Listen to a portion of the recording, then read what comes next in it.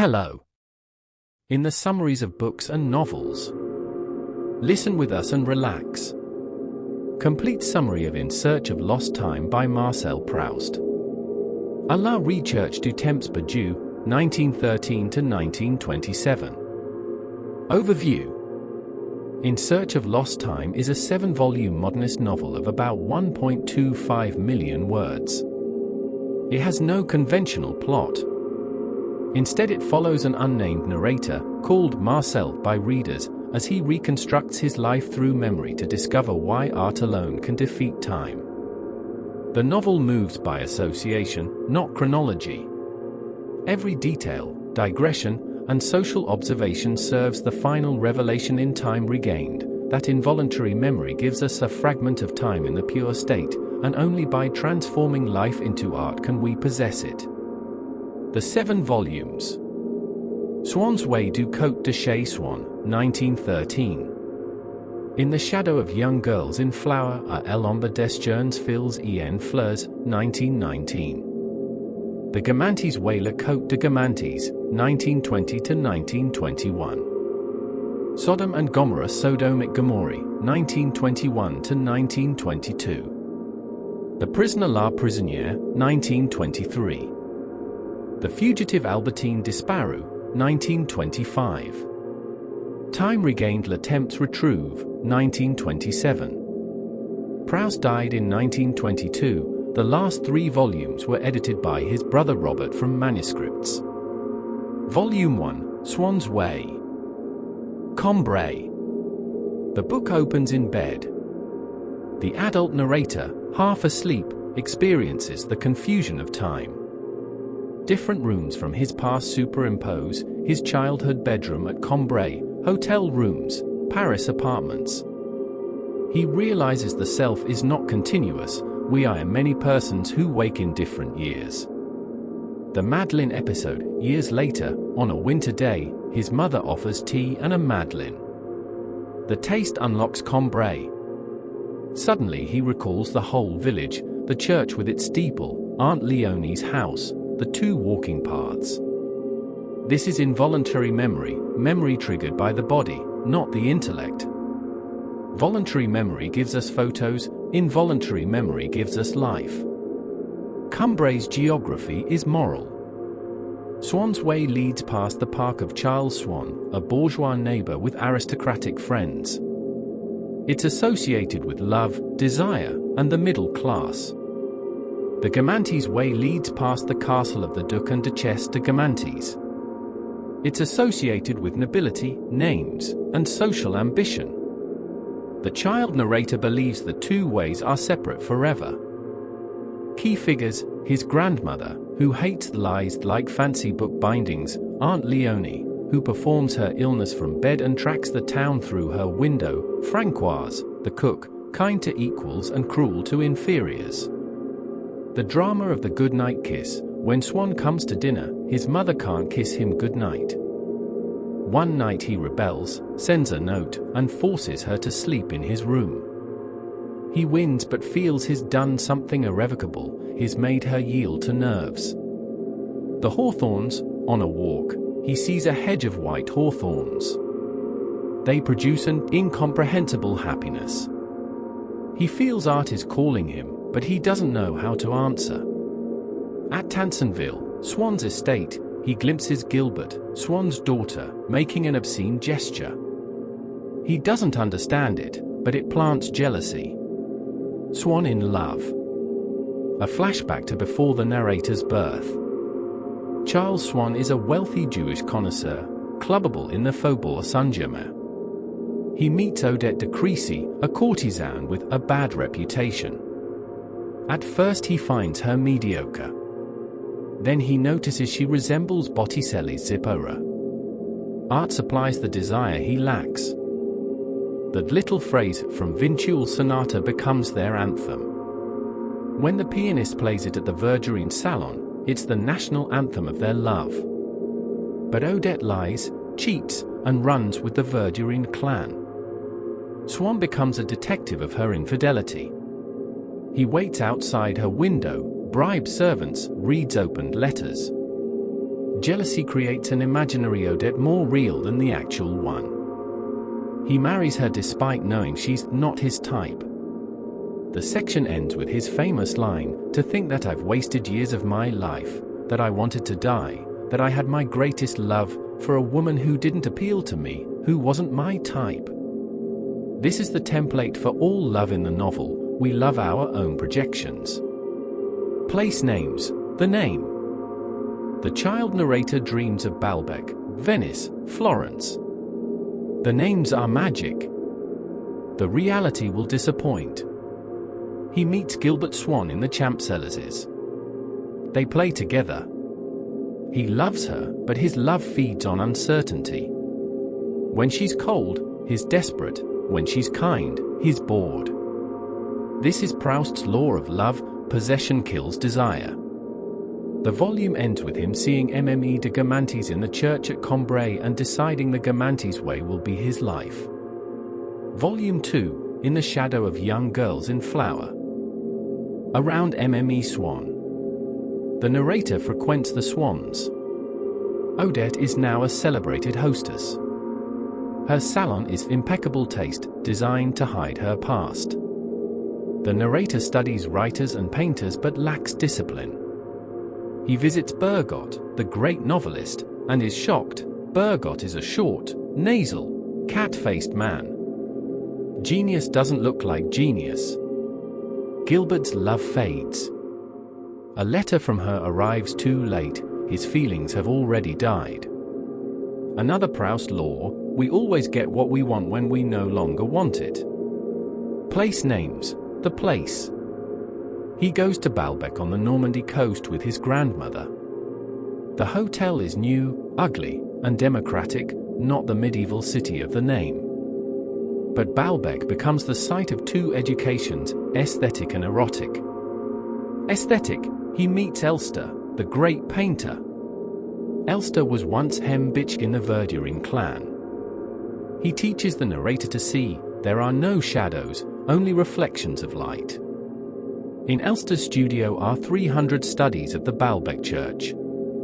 The same facade becomes a cliff, a woman, a wave. Art doesn't copy, it metamorphoses. Elster says, wisdom cannot be passed on. You must make your own mistakes.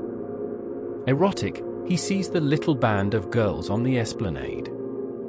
They are athletic, insolent, androgyne. He can't tell them apart. Desire starts with a group. Slowly he isolates Albertine Simonet. She has a polished forehead, a bicycle, and a vulgar laugh. She seems to mock him. He's never sure if she likes him. This uncertainty is the condition of love. Also at Baalbek, Robert de Saint-Loup, a young Marquis, St. C officer, Dreyfusard. He's noble, generous, and theoretically democratic. The narrator admires him. And Baron de Charles, St. Loup's uncle. Charles is gigantic, speaks in aphorisms, and inexplicably insults the narrator, then offers him his protection. The narrator doesn't yet understand that Charles is gay and has recognized him. The grandmother has a stroke while posing for a photo. Her face becomes a stranger's. She dies later in Paris. The narrator realizes he looked at her but never saw her. Death is the moment we understand we didn't love enough. The volume won the 1919 Prix Goncourt. It ends with a train leaving Baalbek. The name is now a place, and the place is disappointing. Only memory will make it beautiful. Volume 3, The Guermantes Way. The narrator's family moves into the Guermantes mansion. They rent an apartment, while the Duke and Duchess live downstairs. He's obsessed with entering their world. The Faubourg Saint-Germain is the last court of the aristocracy. His grandmother dies. The death scene is clinical. She can't read anymore. She taps the wall for Francoise. The famous specialist is called, but it's social theatre. After death, her face becomes young again. The narrator understands, we are only ourselves intermittently. He finally meets the Duchesse de Guermantes, Oriane. She has the Guermantes wit, quick, cruel, and self-referential. She can destroy a reputation with a sentence. The narrator worships her, but proximity reveals she's limited. She won't visit Swann when he's dying because she has a party. The Duke is worse, pompous, unfaithful, obsessed with rank. The dinner at the Duchess's, the narrator watches the ritual. To be Guermantes means knowing whom to greet first, how to mispronounce a name to show you're above it, when to be simple. It's a code. He realizes he's bored. Society was a name, now it's people, and people are small. He visits St. Loup at the Doncier's garrison. Military life seems pure, strategic, outside society. But St. Loup is miserable, officers mock his Dreyfusism and his Jewish friends. Nobility doesn't guarantee character. He runs into Albertine. She's changed. She lets him kiss her. The kiss is disappointing.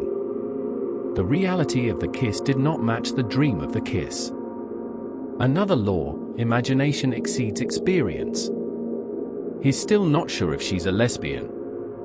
He sees her with André and feels the first stab of jealousy.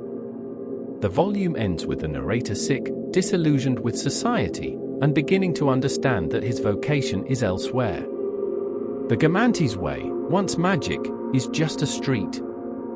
Volume 4, Sodom and Gomorrah. Opening scene, the narrator, waiting in the Guermantes courtyard, accidentally witnesses Charles and Jupian having sex.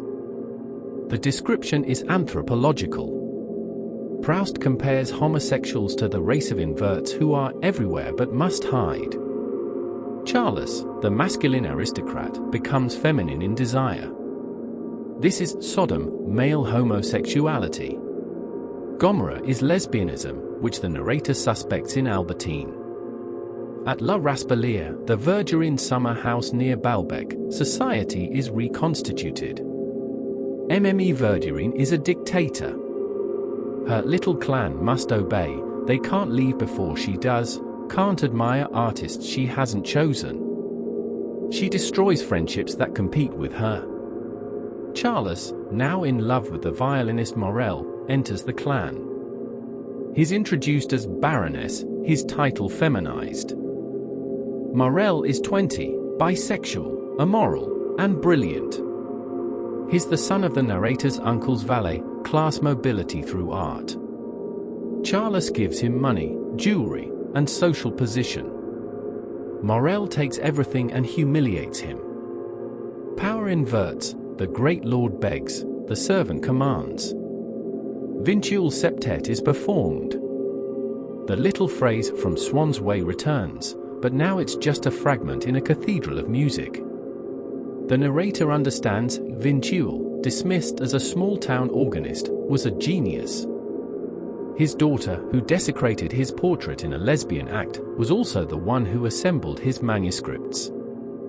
Vice and virtue, creation and destruction, coexist.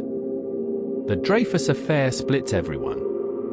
The Guermantes are anti-Dreyfus, Swann is pro-Dreyfus. Families stop speaking. The narrator sees that political opinions are social signals, not convictions. Swann, dying, is dropped by the Duchess. "We'll see him after the races," she says. He dies off stage. Albertine, the narrator suspects she had affairs with Leah and Vinciul's daughter's friend. He doesn't ask directly, he investigates. He asks her to live with him in Paris. She agrees. He doesn't love her, but he wants to prevent her freedom. Jealousy has become his vocation.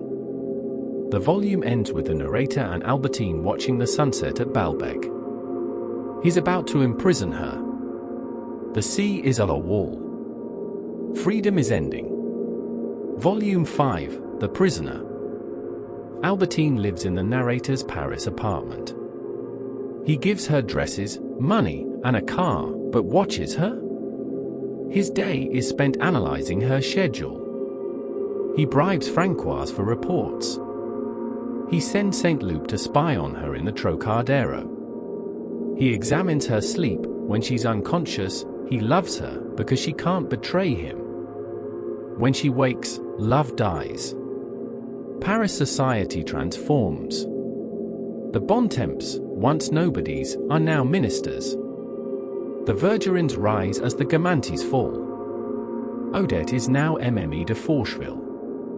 The war hasn't started, but class war has. Charles is expelled from the Vergerins when Morel publicly denounces him. Charles leaves like a king deposed. His wig falls off. He's tragic and ridiculous. Art, the narrator hears Vinciul's septet again. He understands that artists have a homeland unknown to themselves. Vinciul's inner life was galaxies away from his outer life as a provincial.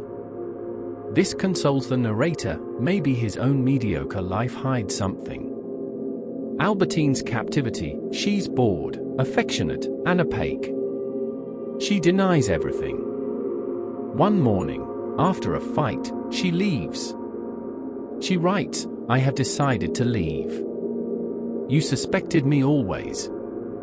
He receives 2 telegrams, one saying she'll return, one saying she won't. He believes the first, then learns the truth. The volume ends with him screaming. He realizes he only loves her now that she's gone. Volume 6, The Fugitive. The narrator tries to get Albertine back. He sends Saint Loup to Touraine with money. He writes letters. He investigates her past. André reveals that Albertine had many affairs with women. Each revelation is a new wound. Then a telegram, Albertine is dead. She fell from a horse. Grief doesn't follow logic. At first he feels relief, no more jealousy. Then delayed agony. He tortures himself with images, Albertine under a horse, Albertine with women. He tries to reconstruct her. He realizes he never knew her, he loved a compound of his dreams and her lies. Forgetting begins. One day he hears her name and feels nothing. He's horrified, forgetting is a second death. But it's also liberation. He writes, "We recover from an unhappy love as from a disease. The cure is time, not will." Gilbert marries Saint Loup. Swann's daughter marries a Guermantes. Swann's way and Guermantes' way unite. The middle class and aristocracy merge. Swann dies. The narrator regrets never discussing art with him. Venice with his mother, he expects ecstasy. Instead he sees stones. Without love, places are dead. He understands Ruskin was wrong, beauty isn't in cathedrals, but in the self that perceives them. He sees a girl like Albertine and feels nothing. He's cured. The volume ends with the narrator free, but empty. He has abandoned writing. He thinks he has no talent. Volume 7, Time Regained. Years later. World War I. Paris is bombed. The narrator returns after a long stay in a sanatorium. He visits the new Princesse de Guermantes, MME Verdurin, who marry the widowed prince. The Vergerins have won. The Faubourg is dead. Saint Loup is dead, killed at the front. He died bravely, but he was also leading a double life, picking up men. Heroism and vice are not opposites. Charles is old, ill, and frequents Dupion's male brothel during air raids. The brothel has a sadistic theme, a soldier beats Charles, who is chained. The ex-king pays to be a slave. Yet Charles still talks about pedigree and Racine. Proust refuses to simplify him. The final matinee, the narrator goes to the Princesse de Guermantes. In the courtyard he trips on uneven paving stones. Instantly he's in Venice, on the baptistry floor. Involuntary memory strikes. In the library, waiting, a spoon clinks against a plate. He's on the train to Baalbek. He wipes his mouth with a stiff napkin. He's at the Baalbek Hotel.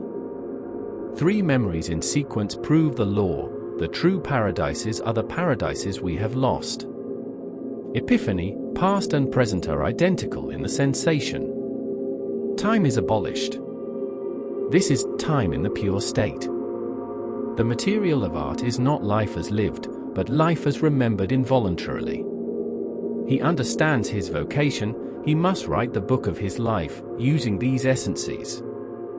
All his failures were necessary. The social years gave him characters, jealousy gave him psychology, suffering gave him depth. He enters the salon. Everyone is old. They are dolls with white hair and red faces. Time has sculpted them. He doesn't recognize Burma, Bloch, or Legrandin. They are time embodied. He sees Mademoiselle de Saint-Loup, daughter of Gilbert and Saint-Loup. In her face, Swan's Way and Gamanti's Way meet. The 2 paths of his childhood are one. He decides to write at night. Death can come, but he must work. The book will be long as the 1001 Nights. The last page, men are giants immersed in time. They touch epochs far apart. Art alone can make them whole. The narrator will begin writing, and the book we've read is that book. The circle closes. Themes, motifs, and structure. Time, clock time destroys, inner time preserves. Involuntary memory resurrects the past not as memory but as present. The novel's form imitates memory, non-linear, digressive, returning. Art versus life, life disappoints because desire outruns reality. Art saves life by extracting its eternal form.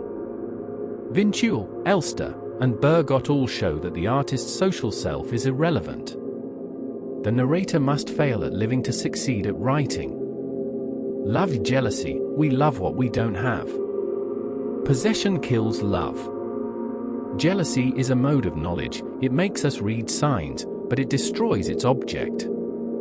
Swann, the narrator, and Charles all repeat this.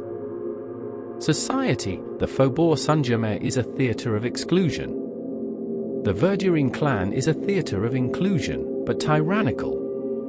Both are empty. The Dreyfus affair reveals that politics is fashion. By 1925, names mean nothing, money and art rule. Homosexuality, inversion, is a secret nation. Charles's arc is tragic, from lord to masochist. Albertine suspected lesbianism drives the plot but is never confirmed. Proust treats it with clinical detail and compassion, though using the language of his era. The self, there is no unitary I. We are a series of selves who forget each other. The narrator who loved Gilbert is dead. Only art can stitch the selves together. Motifs, Madeleines, hawthorns, steeples, the little phrase, boots, photographs, sleep. Each recurs, transformed by time. The 2 ways structure the book and finally merge. Legacy. In Search of Lost Time redefined the novel. It made subjectivity, memory, and time its plot. It influenced Woolf, Joyce, Beckett, and Nabokov. It argues that the true life is literature, and that to write is to regain what we've lost.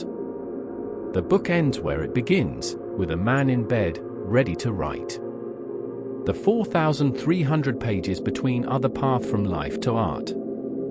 And the final revelation is that the path was the art all along.